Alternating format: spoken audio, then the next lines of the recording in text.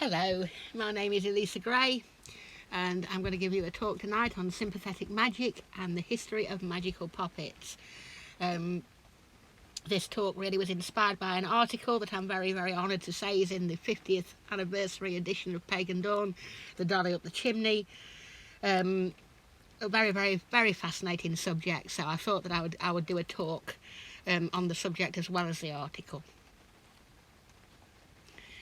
Okay, so sympathetic magic is based on the principle of like for like. The notion being that if you have an image, a figure of somebody, especially if you've got something of them to put into that figure, a piece of hair or fingernail clippings or something, that there will be a magical link that you can forge between the person and that object. And whatever happens to the object will then happen to the person.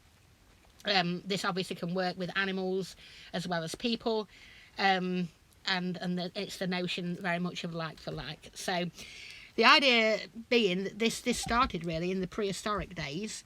There is a theory that that it is believed that Paleolithic paintings had a magico-religious cause, and by painting the animals, it would multiply their numbers. Obviously, to the hunter-gatherer, the number of animals around was very important.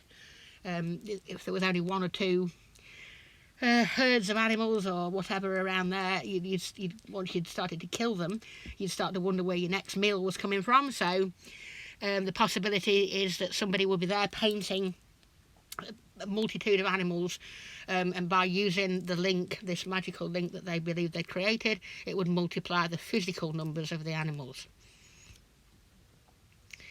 So really, before I start properly, I'm going off on a tangent slightly, but I just want to explore the notion really of this little helper. Now the magical helper obviously has been around in magic since magic began, really. The shaman have the spirit guide, the witch has the familiar, the witch is supposed to be able to send out a spirit to do things at a distance. But this sort of notion of the helper, but in essence in the physical world, not just the spirit world. So this actual physical little helper that will do your bidding is bound to you, and you can send it out on errands. And interestingly, the mandrake root was supposed to be one of these little helpers. Obviously, the mandrake root has caused, lots of magical links in its time, all throughout history, because it looks a bit like a person. Even in Harry Potter, the repotting of the mandrake with the ear defenders on, because the shriek of the mandrake is supposed to kill you. Lots of fascinating old pictures, people making dogs dig them up and all sorts so that they wouldn't die, the dog would. It's a hallucinogenic, poisonous plant with uses of protection, all sorts of things. It carry a piece of mandrake root and be protected, etc. But there was also this theory that if you went through this particular recipe process with it, which involves stewing it over several days in wine and different herbs, it would actually come to life. And obviously, as you was the one who did it, you brought it to life, it would be bound to you and would do your bidding. And this is very common throughout different cultures, this notion of the little helper. In Jewish folklore, it's the Golem. And in essence, the Golem, I suppose, is the first written mechanoid, somebody writing about a mechanoid, because he's made of inanimate objects. He's not organic, and the idea is that the magic user could build this golem and then bind it to his or her bidding. And indeed I sort of always used to think, oh, they're cute, little cute golems, but I was recently reading an old grimoire, and it was horrifying. This golem was supposed to be huge, and the person who'd made it had to write the name of God on its forehead to keep it from attacking him, to keep it in line. And they're actually quite frightening creatures, but again, the magical helper. Then, of course, the Alchemist. Alchemy, a pseudoscience, very, very, very popular in the 16, 17 and 1800s. The father of chemistry, really, a branch of alchemy going into chemistry. But the other side of alchemy was very much related to the occult. And, well, in some respects, some people viewed it as sort of tantamount to witchcraft. And obviously they had some very elaborate ideas and claims, trying to turn lead into gold. And another one was the homunculus. Now, the word homunculus didn't exist prior to the alchemists. It was an alchemical word. And the alchemists basically believed that they could create a tiny human without the aid of a woman. So they would, get a gourd to grow the creature in. Very, very lurid recipes about semen and cow's blood. And mixing it all up, and different stones and herbs used, and this little creature was supposed to grow, and once grown would do the alchemist's bidding. There was actually a really famous story. Two alchemists were supposed to make 10 of these homunculuses, and they were actually seen, by servants and dignitaries alike in this big house. And there were supposed to be real and sightings of them. So this kind of notion, really, of something physically there that can help the magic user.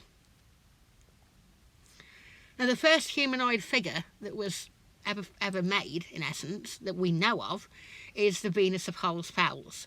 There is the Lion Man, but obviously this is a chimeric creature, part lion, part person. The Venus of Hulls Fells is humanoid. She is a humanoid figure, and she was discovered in 2008 in Germany, and this is an Upper Paleolithic figure, so ancient. What she was used for, debate, of course, is on. Was she just worshipped, or was she to use with sympathetic magic? At the moment, nobody actually really can say, but I'm sure they'll get there in the end. This is a Greco-Roman 4th century BC example of a harmful poppet. It doesn't really take a rocket scientist to work out what the intent behind this was, really. Obviously some horrendous injuries there on the poppet, and the idea that they would be transferred to the person that this poppet is linked to.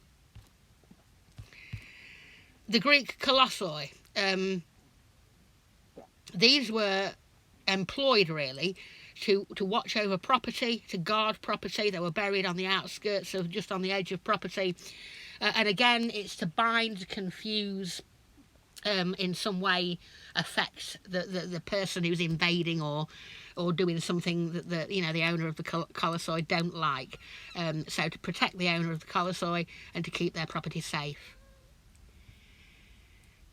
Okay, so a point of contention really on the voodoo doll. In the modern world, you'll often hear people say, oh, it's a voodoo doll, when you show them a poppet.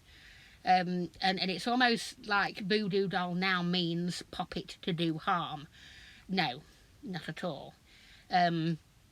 Obviously voodoo, as in V-O-D-O-U, the African religion voodoo, was a religion. And obviously a very, very organised religion, with deities and hierarchy of deities, etc. And voodoo magic was very much like in the sense of anything, any magic to do. It could heal and it could harm. And obviously healing was a factor used with voodoo dolls. It wasn't all about harm. And then obviously the slave trade, kidnapping people from their own country and taking them to America, etc. Voodoo, as in voodoo double O, the hybrid in essence, and hoodoo, obviously a mixture of witchcraft, voodoo and Native American magic. And obviously all these different sort of cultural influences. But voodoo, the voodoo doll, is not simply designed for harm. And obviously every puppet that is designed for harm is not a voodoo doll. Coming back to Britain, we've got the corn dolly, the life of the fields, the bridiog, the Bridget doll in Ireland, that the girls used to carry around and get the gifts, you know, sort of offering the Bridget doll.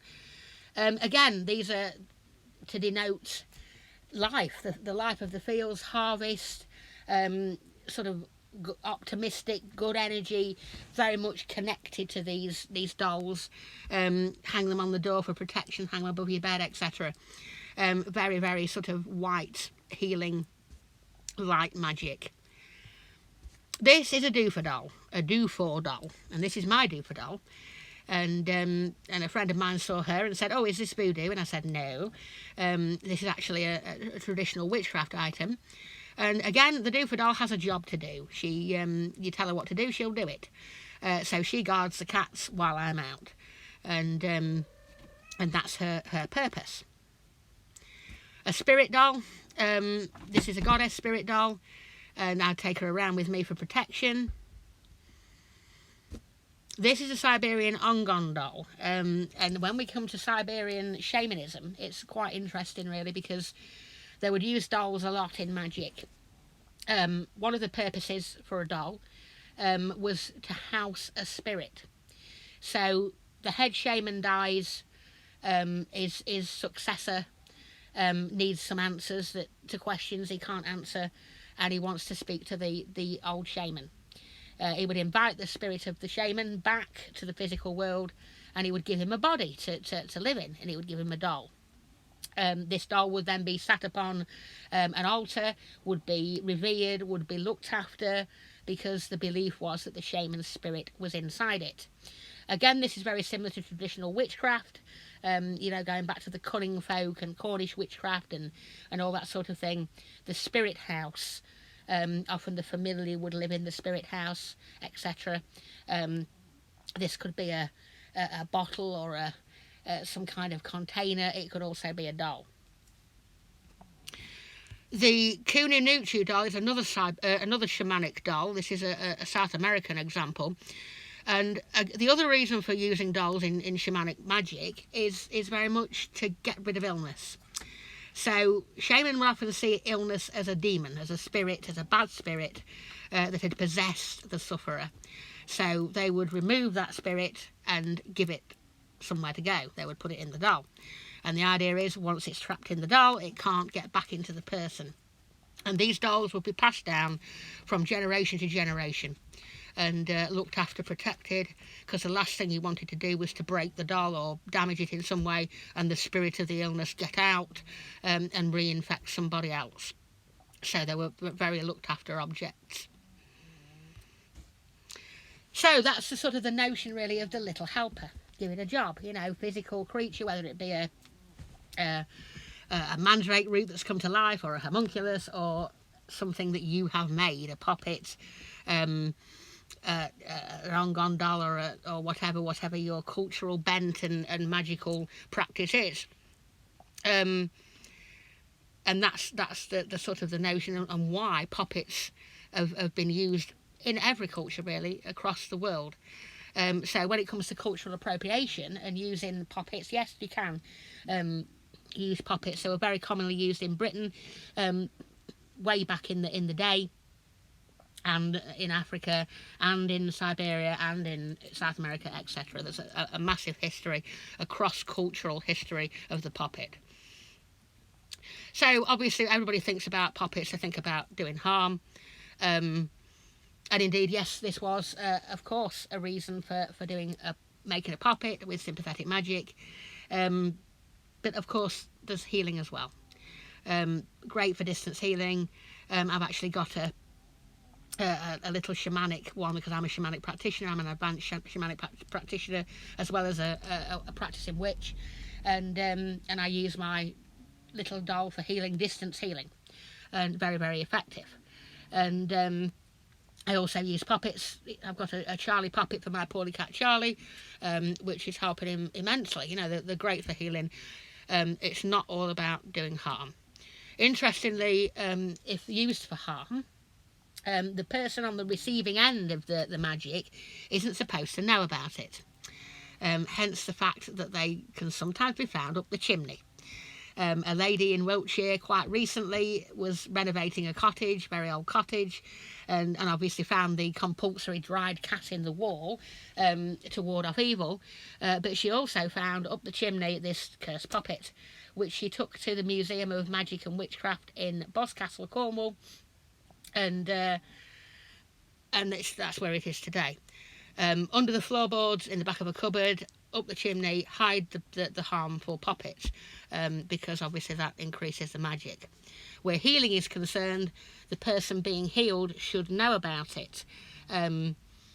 It's quite interesting, really, because there's a school of thought out there that magic doesn't work unless you believe in it, and I think the sort of the idea of the cursed puppet throws that on its head, really, because if the victim didn't know about it, how then would it work if they didn't believe in it because they didn't know about it? But yeah, it's a point for debate there, quite an interesting point. So thinking of the witch trials, witches, non-witches, victims, bygone days, was there evidence of witchcraft? Joan Flowers of the Belvoir Witches near Grantham, she was sacked from her job because they believed that she was stealing, and she was then believed to curse the family of the Earl and Countess of Rutland via the use of the Earl's glove, basically. So a great example of sympathetic magic there. Obviously having the glove which was connected to him, she could therefore put the curse on him. She was also supposed to be able to send out her spirit to do harm, and had a familiar, a cat called Rutterkin, who was sort of involved in this magic as well. The Pendle Witches, very, very famous case of witch trials, accused by Janet, who was 9, Janet Device. Obviously this case changed the law, allowing children to testify against adults if there was nobody else available. Well, Janet's brother was supposed to have dug up a corpse and buried its teeth along with a clay poppet. The mind immediately jumps to curse magic there, maybe cursing the man's descendants, using the teeth and the poppet, something like that. Was this evidence of witchcraft because of the use of the poppet? And does it matter whether it was or not? They obviously shouldn't have been executed anyway, in my opinion. The worst case of mass murder in English history. Going back to the Museum of Witchcraft and Magic in Boscastle, Cornwall, they have got an amazing collection of puppets. They've got lots of healing puppets, lots of harmful puppets, and they've all examples of puppets that have been found in the UK. They've also got another little display of puppets that have come from elsewhere, but the main exhibit is they are indeed British puppets. This is a puppet that was owned by Cecil Williamson, who ran the museum for many years, and he actually wrote about this puppet that everybody concerned who had anything to do with this puppet all suffered. So this was something that was designed to do harm, and indeed worked and did harm. Another example of a puppet from the museum. Some of them are quite frightening, actually, when you look at them. You can see the amount of hate that's gone into making them, and the hate that's been sent out to the receiver. Interestingly, healing puppets are quite plain, usually made of wax, and quite basic. A lot more detail seems to go into the harmful puppets. So on the internet there are loads of patterns now for puppets, for making your own puppet, and this one's quite interesting because it tells you where to put different ingredients. So obviously I make mine from felt and toy stuffing, but then I'll use herbs and crystals depending on what I'm using it for. And this one, it's sort of telling you to put the idea of the spell in the head, and the emotions in the chest, the action in the legs, etc. So as I said before, it is very helpful if you have something of the person that you are linking to the puppet, a piece of hair, nail clippings, something like that. Interestingly, I think it was Ramesses III, his concubines attempted to kill him via the use of sympathetic magic and puppets, by collecting bits of nails and hair and everything from him. He did eventually have his throat cut, so whether the sympathetic magic would have worked or not, nobody knows. A modern sort of poppet, some people just make these for fun, really. But obviously, if it was just stuffed with toy stuff in, then it would indeed be for fun. But to make an actual working poppet, it must contain the relevant magical ingredients for your spell and, of course, your intent.